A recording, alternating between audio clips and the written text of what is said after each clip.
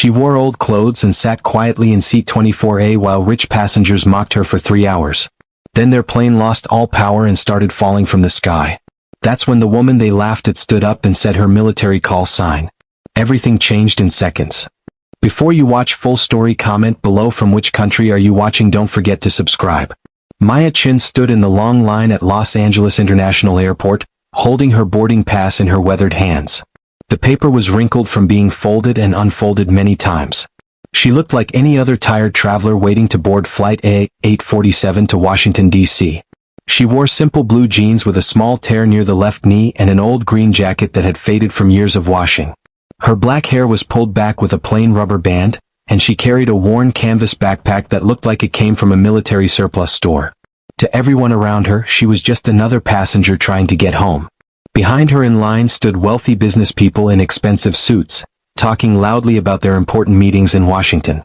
In front of her, a group of college students laughed about their spring break plans. Nobody paid any attention to the quiet woman in the simple clothes. "Next," called the gate agent, a young man named Kevin who had been working for the airline for only 6 months. Maya handed him her boarding pass. "Seat 24A business class," Kevin said, looking surprised. He checked his computer screen twice. "Ma'am, are you sure this is your ticket?" "Yes," Maya said quietly. "That's my seat." Kevin shrugged and handed back her pass. "Okay, you can board now." As Maya walked down the narrow airplane aisle, she noticed the stares from other business class passengers. A man in a $3,000 suit looked her up and down with disgust. A woman wearing diamond earrings whispered something to her friend and pointed at Maya's old backpack. "Excuse me," Maya said politely to a large man blocking the aisle. He wore a gold watch that probably cost more than most people made in a year. "Economy is in the back," he said rudely, not moving from his spot. "I'm in seat 24A, Maya replied, showing her ticket. The man, whose name tag read Richard Sterling Real Estate, looked at her ticket with disbelief. "Business class? You must have gotten some kind of charity ticket." He moved aside slowly, shaking his head. "These airlines will let anyone sit up here now," he said to his friend. Maya found her window seat and put her backpack under the seat in front of her. The bag was old and green with small patches sewn onto it. Most people would think they were just decorations, but each patch told a story that would shock these passengers if they knew the truth. Next to her sat Mrs. Victoria Hamilton, a wealthy widow from Beverly Hills. She looked at Maya like she was something dirty that had wandered onto the plane by mistake. "I hope you're not one of those nervous flyers," Mrs. Hamilton said coldly. "I hate it when people panic during turbulence." Maya smiled politely. "I'm fine with flying," she said. Across the aisle, a businessman named Dr. James Morrison was talking loudly to his colleague about his medical practice. "The problem with this country," he said, "is that we're lowering our standards everywhere. Even the airlines are letting the wrong kind of people into business class now." His friend, a lawyer named Thomas Wright, nodded. "I know what you mean. Look around this cabin. It's not what it used to be." They both glanced at Maya, making it clear who they were talking about. The flight attendant, Sarah Johnson, came by to take drink orders. She smiled warmly at all the other passengers but barely looked at Maya.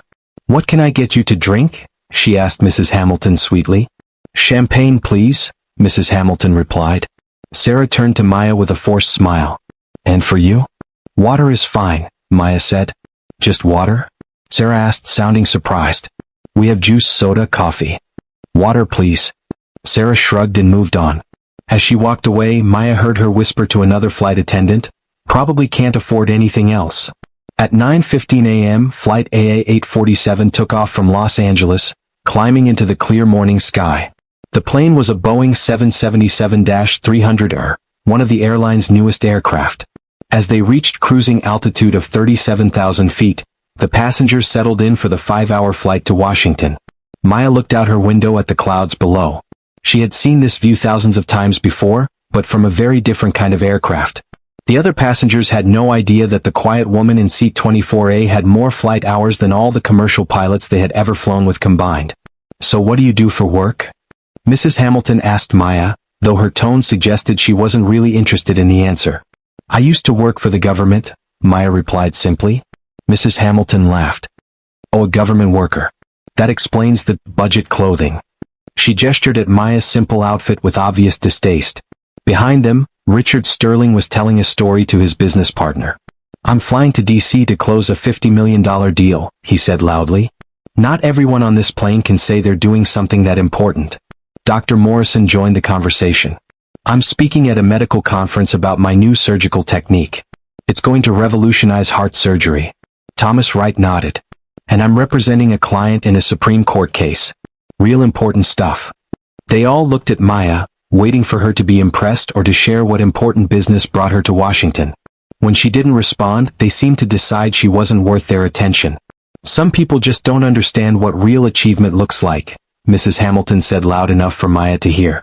Maya stayed quiet, reading a paperback book she had pulled from her backpack. The book was about aircraft maintenance, but she held it so others couldn't see the cover. 2 hours into the flight, the meal service began. The flight attendants brought out fancy menus for the business class passengers, describing the gourmet options available. Today we have beef tenderloin with truffle sauce or pan-seared salmon with lemon butter, Sarah announced cheerfully. And for dessert, we have chocolate mousse or fresh berry tart. She handed elegant menus to every passenger except Maya. I'm sorry, Sarah said when she reached Maya's seat. We only printed enough menus for our regular business class customers. But don't worry, I can tell you what we have. Maya looked up calmly. That's fine. I'll have whatever is easiest. Mrs. Hamilton smirked. Some people just aren't used to fine dining, she whispered to the passenger behind her. When the meals came, everyone else received their food on real china plates with metal silverware and cloth napkins. Maya got her meal on a plastic tray with plastic utensils, like the meals served in economy class. Oh my, said Dr. Morrison, noticing the difference. I think there's been some kind of mistake with your meal. It's fine, Maya said, starting to eat. Richard Sterling laughed. Maybe that's what she ordered. Some people prefer simple food. The insults continued throughout the meal. The passengers seemed to enjoy making fun of Maya, thinking she was too poor or uneducated to understand what they were really saying. I bet she's never eaten in a real restaurant, Thomas Wright said quietly to his neighbor. Probably thinks McDonald's is fancy dining, replied Mrs. Hamilton with a cruel smile. Maya continued eating her simple meal, showing no reaction to their comments. She had eaten much worse food in much worse conditions, though these passengers would never believe such a thing if she told them. As the meal service ended, the comments became more direct and cruel. I wonder how she even afforded a business class ticket, Dr. Morrison said to his friend, speaking loud enough for Maya to hear. Probably using food stamps, Thomas Wright replied with a laugh. Richard Sterling joined in. I heard they have government programs now that help people like her fly. Our tax dollars at work. Mrs. Hamilton added her own cruel observation. Look at those clothes. That jacket looks like it came from a thrift store. And those shoes, I wouldn't donate them to charity. Maya continued reading her book, but her grip on the pages tightened slightly. She had heard worse insults in combat zones, but somehow the casual cruelty of these civilians felt different. Ma'am, Sarah said as she collected Maya's plastic tray, I hope the meal was adequate for you. I know it's not what you're probably used to eating. The other passengers laughed at this comment, thinking it was a clever insult. Maya looked up at Sarah with calm eyes. It was fine, thank you. But inside, Maya was remembering other meals, field rations eaten in a cockpit while flying through enemy fire, cold MREs consumed in desert bunkers between bombing runs. These people had no idea what real hardship looked like. At 12:30 p.m. somewhere over Kansas, everything changed. Ladies and gentlemen, this is Captain Rodriguez, came the voice over the intercom. We're experiencing some technical difficulties with our navigation systems. Please remain seated while we work to resolve the issue. Most passengers didn't think much of the announcement. Technical problems were common on commercial flights, and they usually got fixed quickly. But Maya's head snapped up from her book. She had heard something in the captain's voice that the other passengers missed, a carefully controlled tension that suggested this was much more serious than a simple technical problem. 10 minutes later, the captain's voice returned, and this time the strain was obvious. Folks, we're going to need to make an emergency landing. Our navigation and communication systems have failed, and we're having trouble maintaining contact with air traffic control. Now the passengers started to worry. Mrs. Hamilton gripped her armrest tightly. Dr. Morrison's face went pale. Richard Sterling stopped bragging about his business deals and started looking nervous. What does that mean? Asked Thomas Wright loudly. Are we going to crash? A flight attendant tried to calm the passengers. Please don't worry. The pilots are trained for situations like this. We'll be fine. But Maya could tell from the crew's body language that they were far from fine. She had seen that look before, the look of people who were in serious trouble and running out of options.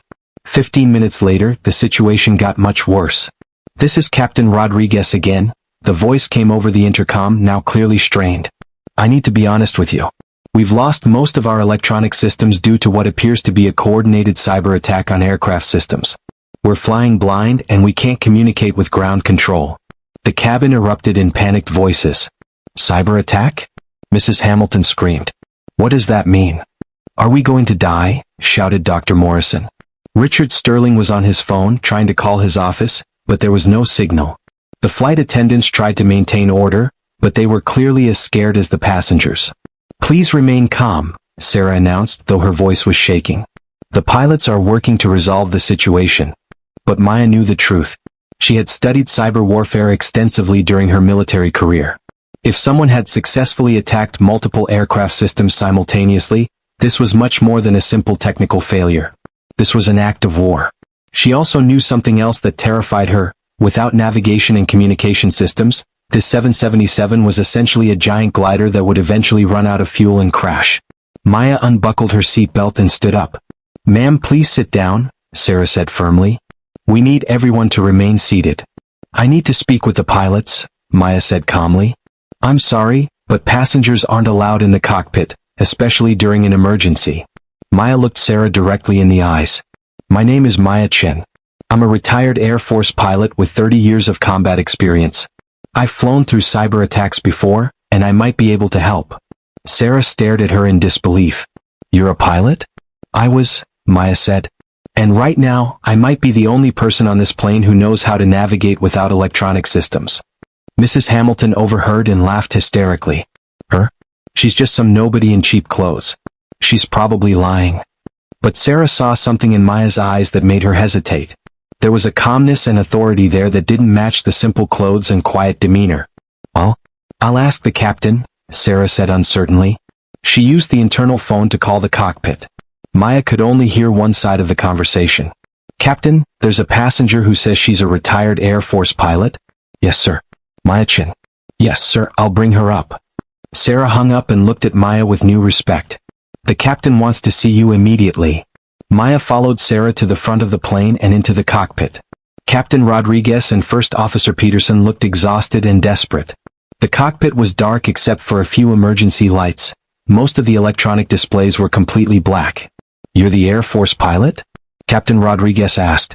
"Retired," Maya said. "What's your situation?" "Everything's gone," First Officer Peterson said. "Navigation, communication, autopilot, even our backup systems. Someone hit us with some kind of super virus that's spreading through aircraft worldwide." Maya studied the dead instruments. "What about manual controls?" "Still working," Captain Rodriguez replied. "But we're flying blind. No GPS, no radio contact, no way to know where we are or where we're going." Maya nodded. "I can help with that. Do you have any paper charts on board?" "Just the emergency backup charts," Peterson said. "But they're pretty basic." "That's all we need," Maya said confidently. "I can navigate by dead reckoning using visual landmarks. It's an old technique, but it works." Captain Rodriguez looked skeptical. "With all due respect, ma'am, this isn't a small plane. This is a 777 with 300 passengers." Maya smiled for the first time since boarding the plane. "Captain, I've navigated B-52 bombers through enemy territory with no electronics. I think I can handle your 777. For the next hour, Maya worked with the pilots to determine their position and plot a course to the nearest suitable airport. She used visual landmarks on the ground, the position of the sun, and her internal clock to calculate their approximate location. "According to my calculations, we're about 200 miles southwest of Kansas City," she announced. "If we maintain our current heading and descend gradually, we should be able to make it to Kansas City International Airport." "But how will we land without radio contact?" Peterson asked. "The tower won't know we're coming." "We'll have to do an emergency visual approach," Maya explained.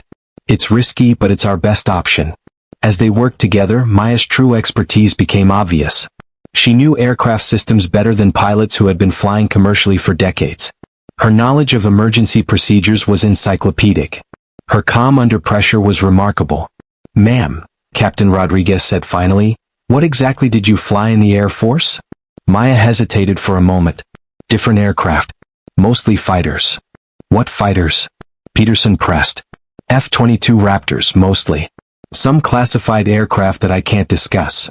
The two commercial pilots stared at her in shock. F-22 pilots were the elite of the elite, the best fighter pilots in the world. You flew Raptors? Captain Rodriguez whispered. Maya nodded. For 15 years. As they approached Kansas City, Captain Rodriguez made a decision that would change everything. We need fighter escort, he said. Even if we can't communicate with the tower, maybe we can get the military's attention. He switched to the emergency frequency and began transmitting on the radio, hoping someone would hear them. Mayday, Mayday, this is American Airlines Flight 847. We are approaching Kansas City International Airport with complete systems failure.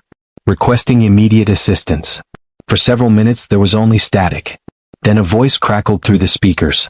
American 847, this is Whiteman Air Force Base. We read you. What is your emergency?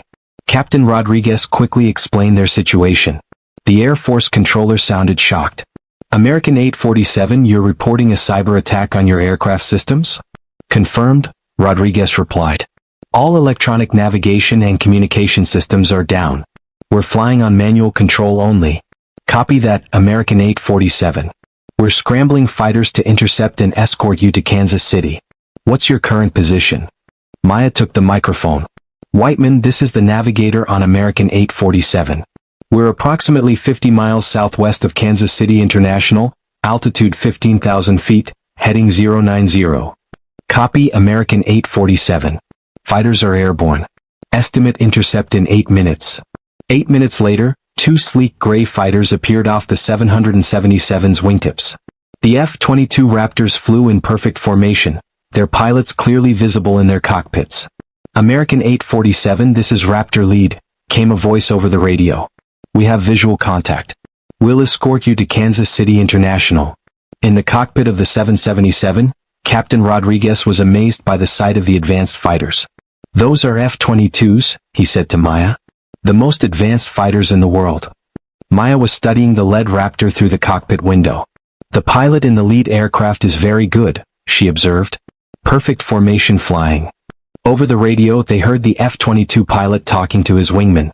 Raptor 2, maintain position on the starboard side. We'll guide them in. Copy, lead, came the reply.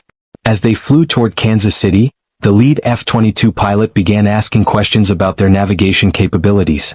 American 847, how are you navigating without GPS? Captain Rodriguez looked at Maya, who took the microphone again. Raptor lead, we're using dead reckoning and visual landmarks. Copy that. Who's your navigator? Retired Air Force, Maya replied simply. What's your background, navigator? Maya hesitated.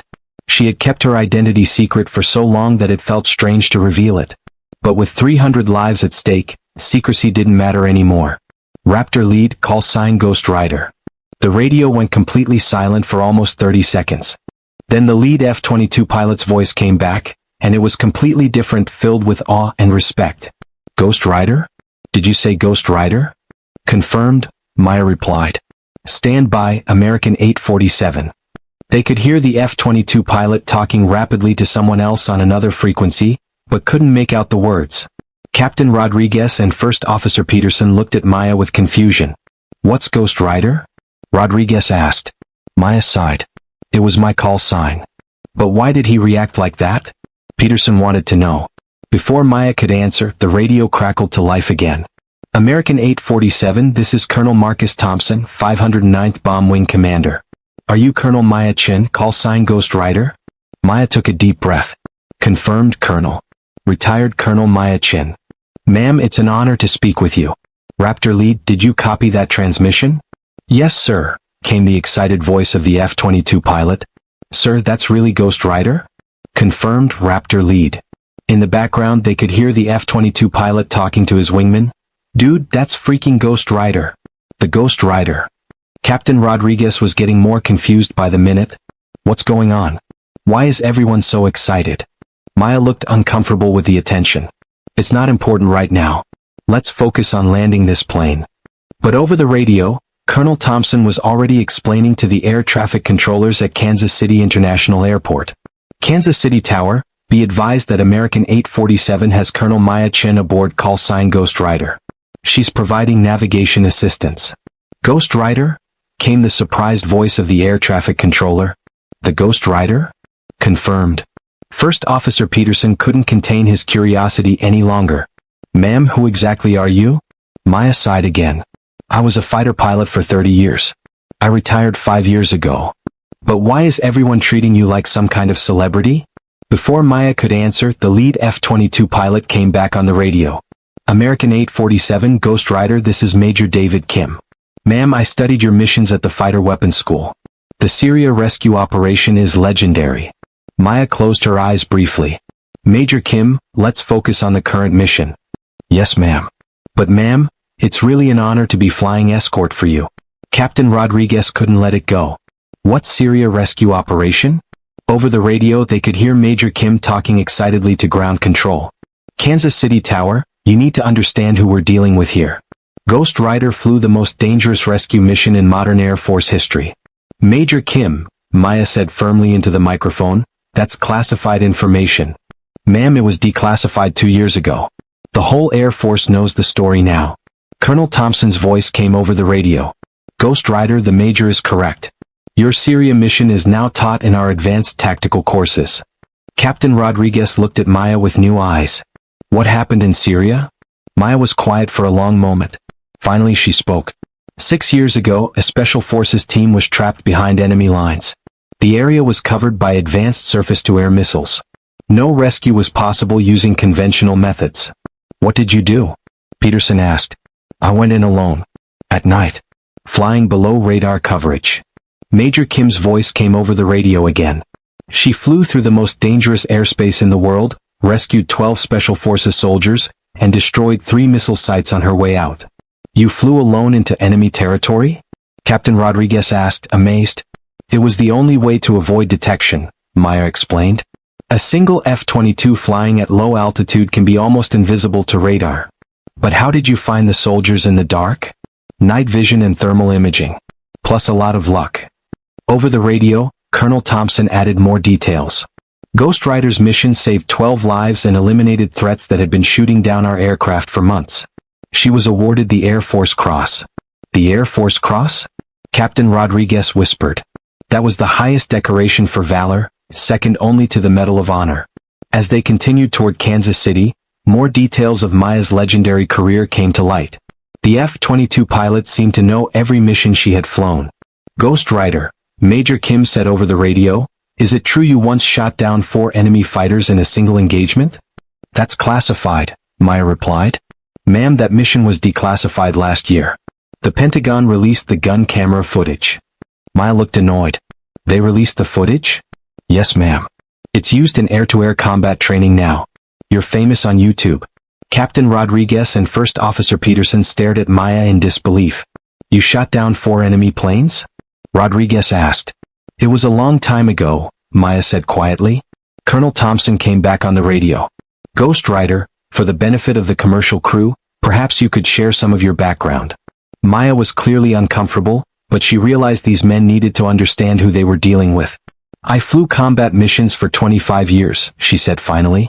F-16s, F-15s, and F-22s. I had some success in air-to-air combat. Some success. Major Kim laughed over the radio. Ma'am, you're the top fighter ace of the 21st century. 18 confirmed kills. 18? Peterson whispered.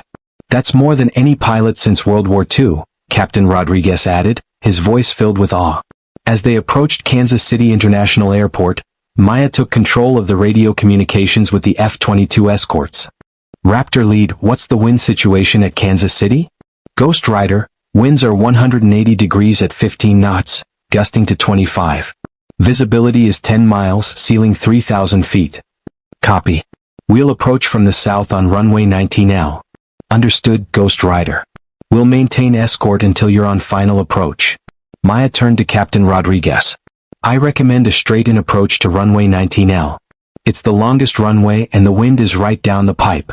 But without radio contact with the tower, how will they know we're coming?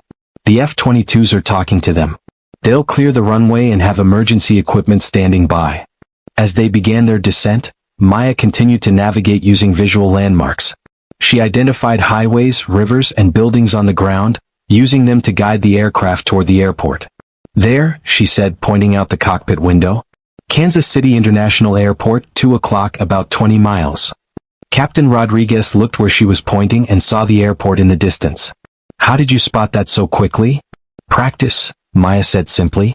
"I've been finding targets from aircraft for 30 years. As they approached the airport, Major Kim came on the radio one final time. "Ghost Rider, it's been an honor flying with you today. Raptor flight is breaking off now. Good luck with your landing." "Thank you, Major. You flew a good escort." "Ma'am, can I ask you something?" "Go ahead." "What's it like being a legend?" Maya was quiet for a moment. "Major, I'm just a pilot who did her job. The real heroes are the people I rescued and the soldiers I protected. I was just the taxi driver." "Yes, ma'am. But what a taxi driver." The F-22s peeled away as the 777 lined up for final approach to runway 19L. Despite having no electronic navigation aids, Maya guided Captain Rodriguez to a perfect landing. The plane touched down smoothly and rolled to a stop. Fire trucks and ambulances were standing by, but they weren't needed. As the passengers cheered and applauded, Maya quietly gathered her things. When the plane stopped at the gate, the business-class passengers who had been so cruel to Maya earlier sat in stunned silence. They had just learned that the woman they had mocked and insulted was one of the most decorated fighter pilots in Air Force history. Mrs. Hamilton, who had called Maya's clothes budget, now realized she had been sitting next to a genuine war hero. Richard Sterling, who had suggested Maya got a charity ticket, understood that he had insulted someone whose courage and skill had saved countless lives. Dr. Morrison and Thomas Wright, who had talked about lowering standards, realized they had been in the presence of someone whose standards were higher than anything they could imagine. Sarah, the flight attendant who had given Maya a plastic meal tray, felt ashamed of her behavior. As Maya prepared to leave the plane, several passengers approached her to apologize. "Colonel Chen," Mrs. Hamilton said, her voice shaking, "I owe you a tremendous apology. I had no idea who you were." Maya looked at her calmly. "Mrs. Hamilton, you treated me exactly the way you treat anyone who doesn't look wealthy. That says more about your character than mine." "But you saved our lives," Richard Sterling said. "If you hadn't been on this plane?" Maya shook her head.